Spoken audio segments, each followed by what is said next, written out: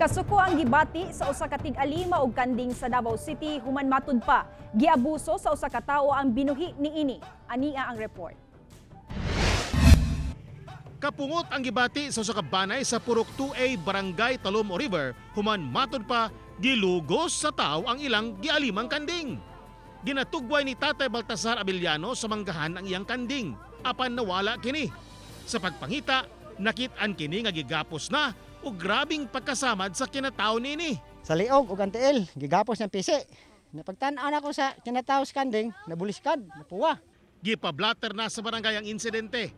Nanawagan si Tatay Baltasar sa nakakita nga mohatag og impormasyon sa barangay aron manubag ang mihimo nini. Wa ko'y suspect ini, kay daghang tawo rin naglako-lako sa mong palibot.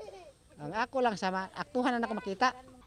Tungod sa mong pangitabo, pakusgan sa barangay ang ilang pagbantay aron masuta kung kinsa gayod ang responsable. Unta dili nila buhaton sa inaana oy nga manguan sila, mangrape sila og mga kanding, pumasakpan sila. Nagyoy mabutangan nila, pumasakpan sila ma'am. Kauban si Jojo Solarte sa kamera.